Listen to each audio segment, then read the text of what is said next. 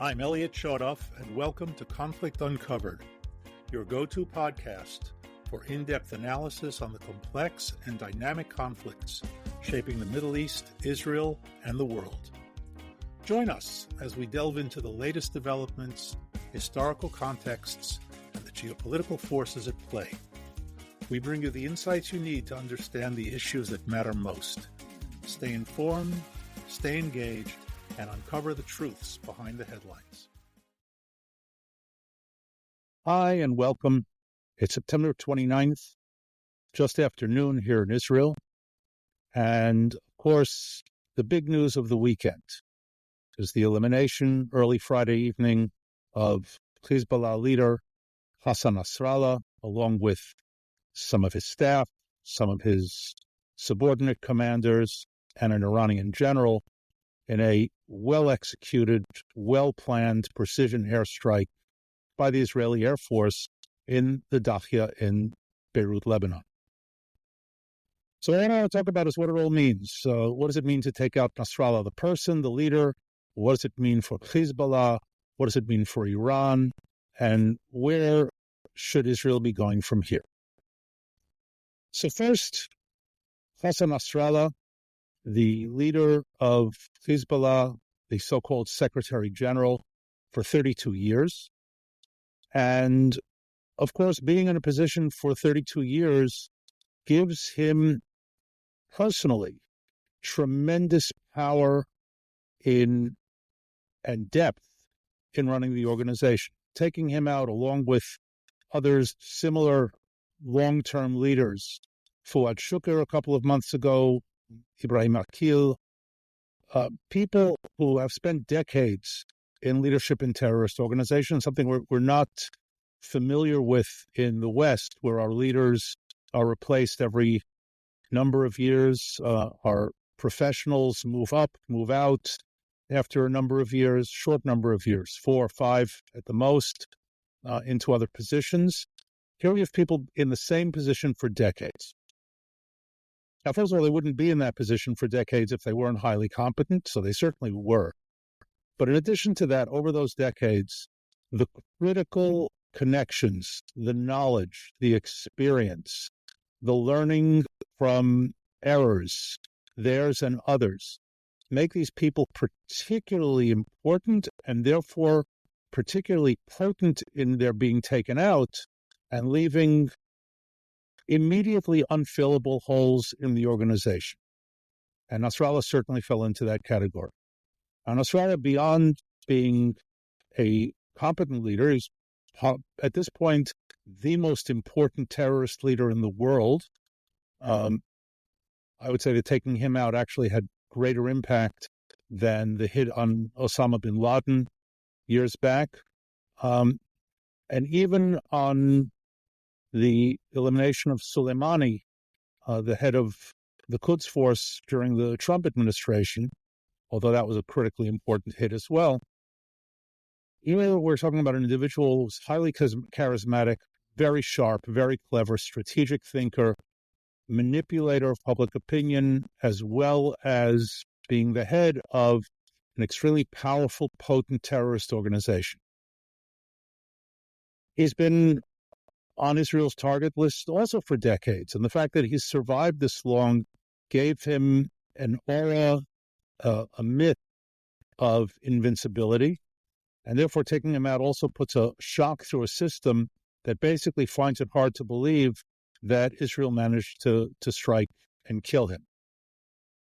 So a huge hole is left on that level. Now, Nasrallah was also very, very closely tied in to the Iranian system. And here I will repeat what I've said many times. Hezbollah is not a proxy of Iran. Hezbollah is a subordinate organization, part of Iran. It's part of Iran's front line. And I'll come back to what that means for Iran in a moment. But Hassan Nasrallah, a cleric, studied in the Khomeini school, was loyal to Khamenei, the current supreme leader, but not just loyal in the nominal sense. They were friends.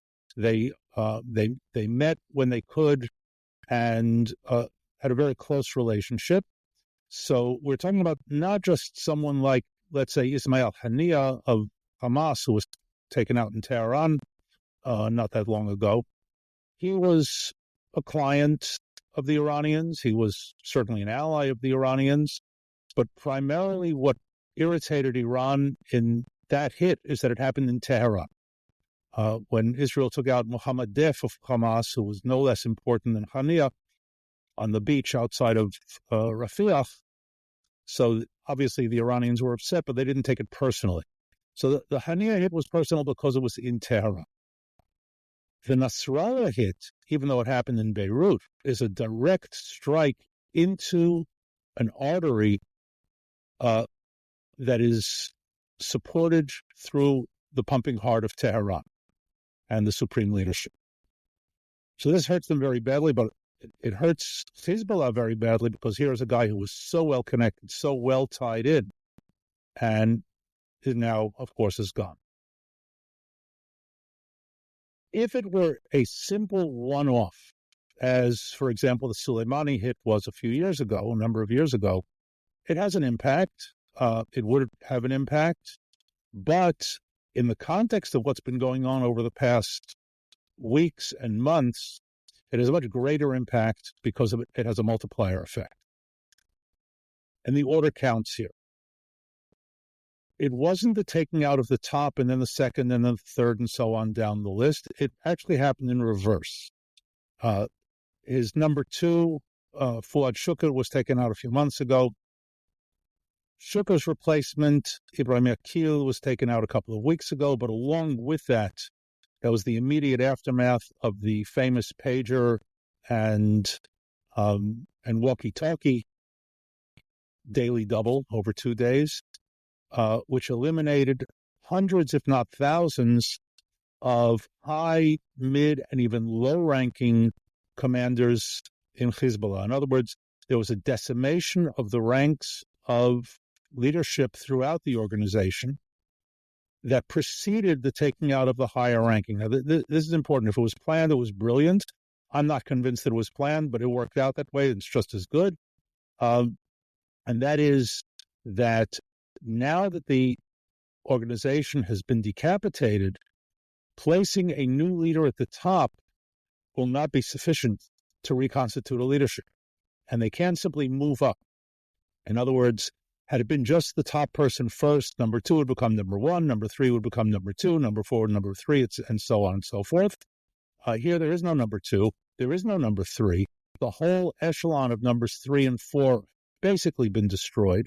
In addition to field and local commanders, intelligence, rocket commanders, air commanders, those responsible for launching longer-range rockets, and the like. And therefore, the elimination of Nasrallah at this point, and we've taken out a few more along the way in the last couple of days, puts Hezbollah in a huge leadership vacuum, not just at the top, but through its ranks. And I can't emphasize that too strongly. For all intents and purposes, and we say something rather bombastic here, the Hezbollah organization has been shattered. Now, it hasn't been eliminated. It can be rebuilt, and the Iranians are certainly sitting down and putting on their thinking caps now and trying to figure out how to rebuild it. But for the moment, the leadership echelon of Hezbollah has been eliminated, and therefore the coordination, the hierarchy, has been shattered, paralyzed. And by the way, we're seeing it in the field by not only a reduction of rocket attacks, but much more sporadic. No, there isn't the sense of coordination that we were seeing a couple of weeks ago. So a very, very serious strike against Hezbollah, multiplied by two other things. One, the pager walkie-talkie strike also broke up their communication system. In other words, now even if they have a leader here and a leader there and somebody coming up, and apparently there's already been a secret replacement of Nasrallah, I wish him to meet Hassan Nasrallah soon, speedily in our days. I'm sure the Air Force is working on it along with the intelligence people. But they're going to find it very hard to pull it all together because the communication system isn't working all that well. They're afraid to use their cell phones, and obviously pagers and walkie-talkies are not in the works. Running an organization on that scale, by handwritten note is not particularly effective. So they're broken up in that way as well. Last but not least in this category, and the rumors are running rampant in Beirut at the moment, how did the Israelis know? Now, the Israeli intelligence system has shown its expertise on an extremely high level over the past few weeks, not only in taking out leadership and striking them in meetings, in other words, not just catching them at home, knowing where they are, but knowing where they are in a meeting with other high-ranking operatives, meetings that are not necessarily scheduled way in advance, which means a very quick response. Is it only electronics? Is it only observation? Or are there moles inside of Hezbollah giving away that information intentionally or inadvertently? But from the organization's point of view, that doesn't make much of a difference. They have got to be sitting now and questioning everything and everyone in terms of reliability and safety in letting them in on what's going on in terms of classified information. Once again, makes running an organization of that type all the more difficult. So what we're seeing, as I said, as a result is partial paralysis. Their system is not working very well. It's set back. It's rocked back on its heels. The Israeli Air Force is continuing to strike and take out targets. And I think it's important to say when the Israeli Air Force says we took out 50 targets or 100 targets, 100 targets is not 100 rockets. Each target could have 100 rockets in it, or 10 or 50 or whatever. And we're seeing that from the aerial clips as well as the ground clips that are being taken locally by Lebanese. The number of secondary explosions as a result of the strikes, where a secondary explosion, each flash is another munition, whether it's a rocket or anything else. And we're seeing one after the other with multiple secondaries. So each target is not a rocket. Each target is multiple rockets. And as I said, it could be tens, dozens, or more. So their warehouses are being blown up. And again, raises an interesting question. How does Israel know where all these things are? And once again, high grades to intelligence, high grades to the Air Force for striking those targets. They are not capable of moving their heavy weapons. It took them years to get them into the positions that they're in. They can't simply slip in and take them out, and certainly not with the Israeli Air Force flying around. The rumors are that Israel's on the verge of going in, at least on a limited ground offensive. That would be a very, very good idea. Now is not the time to give them breathing space, and people who are talking about a ceasefire at this stage are in complete dreamland. Now is not the time to let them regroup, reorganize, catch their breaths. This is not a time for Hezbollah to be saved by the bell.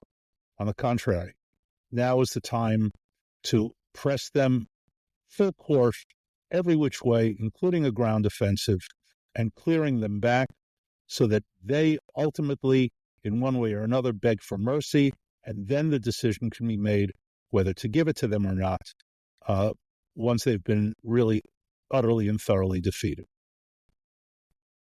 Last but not least, Iran. Iran has lost not a proxy, but a major arm of its Quds force, of the Islamic Revolutionary Guards. Once again, not lost forever. They can rebuild it. Now's the time to make sure that rebuilding it will have to be actually building a new one from scratch. And this is another reason to press very hard right now. But for Iran, Hezbollah was part of the insurance policy. And it's not a coincidence. And here again, the difference between Nasrallah and Haniyeh. Immediately after the hit on Nasrallah, Supreme Leader Khamenei of Iran was rushed off into a safe location for fear that he would be next. In other words, the connection of Nasrallah to Khamenei is so tight that the fear was that he might be part of a 1-2 punch. When Ismail Haniyeh was taken out in Tehran, nobody in the leadership thought that Khamenei would be the next target. So they're sitting in Tehran now trying to figure out what to do with themselves. One, they are exposed. Two, they are not likely to launch a war at this point in order to either save or reconstitute Hezbollah. Here it's very important for us to understand Hezbollah exists to protect Iran, not the other way around. And for chess players among us, you don't trade your queen for a rook. You trade the rook for the queen. Hezbollah is a rook. It's an important piece. But the queen sits in Tehran. And they're not going to overextend. They could make a mistake, but they're not going to intentionally overextend for the sake of Hezbollah. What they're most likely to do is try to come up with some sort of face-saving response. We'll see if they manage to pull that off. But more so, they're going to lay low now because they know they do not have their retaliatory threat that existed now for, well over a decade and a half, of massive rocket and missile capability of Hezbollah in Lebanon as a threat hanging over Israel, that if Israel struck anything in Iran, it would face a massive bombardment from Lebanon. That's gone. They are now exposed. So what we're likely to see there is a much more conservative approach from the Iranian leadership. As I said, maybe something symbolic, possibly something against targets outside of Israel, Jewish or Israeli, but not a launch of something that could, as they're saying now, give Israel the excuse to launch a massive airstrike against Iran, particularly against its nuclear weapons development capability. So, to paraphrase the Chinese curse, we are living in interesting times. Things are dynamic. They're still going on. I'm not going to go far forward in prediction, but we are now at a point where we have gained an enormous edge over what was an extremely threatening and dangerous enemy along Israel's northern border. So with that, once again, it's September 29th, shortly after noon. Stay engaged, stay safe, and thanks for joining.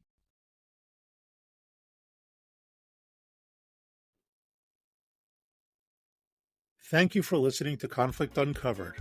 As always, it's been another rough day in the Middle East. We hope you found this episode insightful and engaging. If you enjoyed this episode, please subscribe, share and recommend with your friends, and review our podcast on your favorite platform. For more in-depth analysis and exclusive content, join our community and follow us on social media. Stay tuned for our next episode as we continue to explore the critical issues shaping the Middle East and the world. Until next time, stay informed and stay safe.